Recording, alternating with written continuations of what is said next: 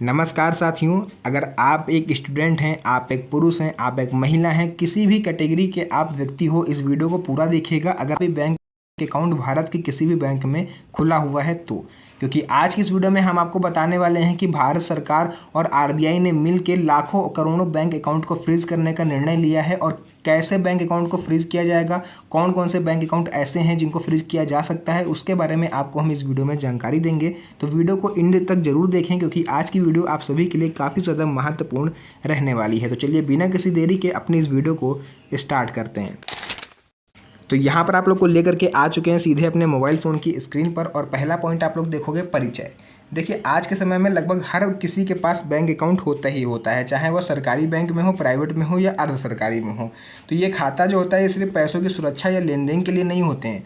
इसमें आपको कई तरह की सरकारी योजनाओं का लाभ भी मिलता है, कई लोग की सैलरी इसमें आती है। अगर आप गवर्नमेंट एम्प्लॉय हो तो आपकी सैलरी भी इसी अकाउंट में आती है। अगर आप आम नागरिक हो तो आपको सरकारी योजनाओं में जो भी आर्थिक सहायता मिलती है, लाइक पीएम किसान सम्मान निधि, पेंशन या फिर अन्य कोई सब्सिडी या स्कॉलरशिप, वो आपको बैंक अकाउंट में मिलती है। सरकारी लाभ का माध्यम बन चुका है आपका बैंक खाता। खासकर जो कम पढ़ी लिखी महिलाएं होती हैं, ग्रामीण क्षेत्र के लोग होते हैं, उनके लिए ये जो वीडियो है ये काफ़ी ज़्यादा महत्वपूर्ण है क्योंकि छोटे छोटे नियमों की जानकारी सभी को नहीं होती, जिस वजह से उन्हें कानूनी परेशानियों का सामना करना पड़ता है। तो आज की इस वीडियो में हम आपको वही छोटी छोटी गलतियां बताएंगे और उनसे बचने के उपाय बताएंगे ताकि आप आगे चल के भविष्य में कभी भी परेशानी में ना पड़ें।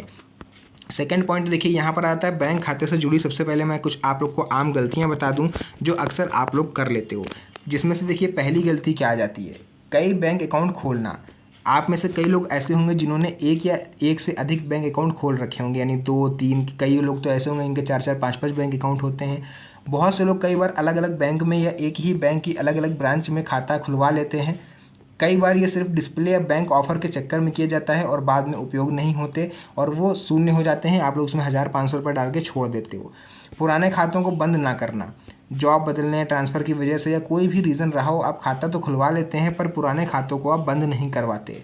इस आदत से कई बार अकाउंट निष्क्रिय हो जाता है, जिनका उपयोग अनजाने में गलत गतिविधियों में हो सकता है। जीरो बैलेंस खाता खुलवा कर आप उसे यूज़ नहीं करते हो। कई लोग क्या करते हैं, खाते में 1000-500, 100-200 रुपये डाल करके छोड़ देते हैं, ये सोच कर कि कभी काम आ जाएगा। यदि खाते में 2 साल तक कोई लेन देन आपने नहीं किया तो आपका जो अकाउंट है वो फ्रीज हो जाएगा या फिर डोरमेंट अकाउंट आपका माना जाएगा, यानी निष्क्रिय कर दिया जाएगा। थर्ड पॉइंट आता है, ये डोरमेंट अकाउंट होते क्या हैं और इससे खतरे क्या क्या हो सकते हैं, उसके बारे में मैं आपको छोटी मोटी जानकारी दे देता हूँ जो आपको जानना चाहिए। देखिए, अगर खाते में लगातार 2 साल तक डिपॉजिट या निकासी नहीं हुई तो वह निष्क्रिय हो जाता है। निष्क्रिय खाते से ऑनलाइन पैसे आ तो सकते हैं लेकिन आप निकाल नहीं सकते। रिजर्व बैंक ऑफ इंडिया ने ऐसे खातों को बंद करने और इन खातों की समुचित निगरानी के लिए बैंकों को कड़े आदेश दिए हैं और स्पेशली उन्होंने बोला है कि जो इस तरह के खाते हैं उन्हें फ्रीज किया जाए।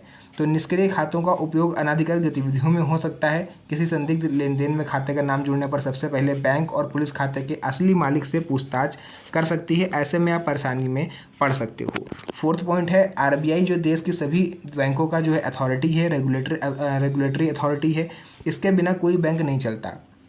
आरबीआई जो है वो बैंकिंग रेगुलेशन बनाता है, बैंकों का संचालन नियंत्रित करता है, यानी एक तरह से ये कंट्रोलर के रूप में वर्क करता है। तो आरबीआई ने बैंकों को ये निर्देश दिए हैं कि निष्क्रिय पड़े खातों की जानकारी रखें और गड़बड़ी पाए जाने पर उन्हें तुरंत फ्रीज करवाएं। फिफ्थ पॉइंट आ जाता है डिपॉजिटर एजुकेशन अवेयरनेस फंड। अगर 10 साल तक आपके खाते में कोई लेन देन नहीं हुआ तो उसमें पड़ा सारा पैसा डीएएफ फंड में ट्रांसफ़र कर दिया जाता है। यह पैसा आप बाद में क्लेम तो कर सकते हो लेकिन इसकी प्रक्रिया काफ़ी ज़्यादा लंबी होती है। सावधानियाँ और सही व्यवहार। देखिए, अब वो हम आपको सॉल्यूशन बता देते हैं कि आपको क्या करना चाहिए जो आप ऐसी परेशानियों में ना पड़ें। आवश्यकता के अनुसार ही अकाउंट रखें, जितने खातों की ज़रूरत हो उतने ही बैंक अकाउंट रखें। बाकी पुराने और अनुपयोगी खातों को तुरंत बंद करवा दें। नियमित रूप से खाते में लेन देन करते रहें, चाहे वह छोटा ही ट्रांजैक्शन क्यों ना हो। बैंक में अपना मोबाइल नंबर और ईमेल हमेशा अपडेट रखें ताकि किसी भी संदिग्ध गतिविधि पर अलर्ट मिल सके। केवाईसी सबसे पहले अपडेट करवा लीजिए अगर केवाईसी अपडेट नहीं है। बाकी मुकदमे और कानूनी दिक्कतें। देखिए, अगर आपके खाते का उपयोग किसी संदिग्ध गतिविधि में हो जाता है तो सबसे पहले बैंक और पुलिस आके आपसे संपर्क करेगी। भले ही आपने उसका उपयोग ना किया हो लेकिन खाते का असली मालिक जो है वो आप हैं, इसलिए आपको कानूनी जवाब देना पड़ेगा।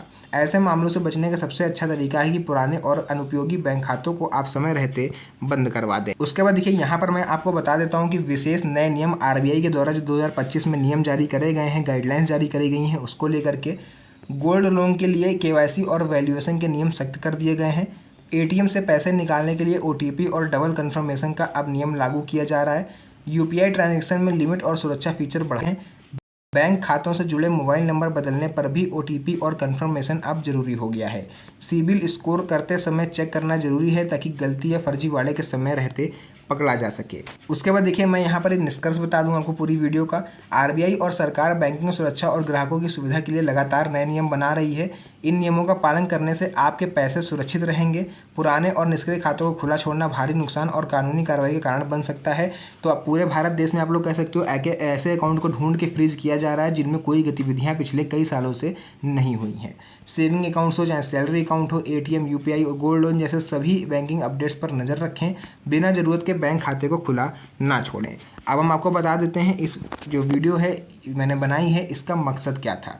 तो ये जो वीडियो है मैंने just educational, informational and awareness purpose से बनाई है, यानी केवल जागरूकता और सामान्य जानकारी उद्देश्य से इस वीडियो को क्रिएट किया गया है। इसमें दी गई सारी जानकारी सरकारी स्रोतों और बैंकिंग नियमों पर आधारित हैं। किसी भी कानूनी या वित्तीय निर्णय से पहले अपने बैंक से संपर्क जरूर करें, या फिर अगर आपका कोई पैसा आपने 10 साल तक नहीं निकाला और वो पैसा DEF फंड में ट्रांसफ़र हो गया है तो किसी प्रोफेशनल की इसमें मदद लें, एडवोकेट की मदद लें, उससे लीगल एडवाइस लें ताकि उसके बाद ही आप कोई कदम उठाएं। तो जो भी चीज़ें थी मैंने पूरा क्लियर कर दिया है। अगर वीडियो पसंद आया तो वीडियो को लाइक करके चैनल को सब्सक्राइब जरूर कर लीजिएगा, क्योंकि इस तरह की वीडियोज़ आपको यहाँ पर मिलती रहती है। तो मिलेंगे आप सभी से नेक्स्ट वीडियो में एक और अच्छी इंटरेस्टिंग मज़ेदार वीडियो के साथ। तब तक के लिए धन्यवाद। जय हिंद।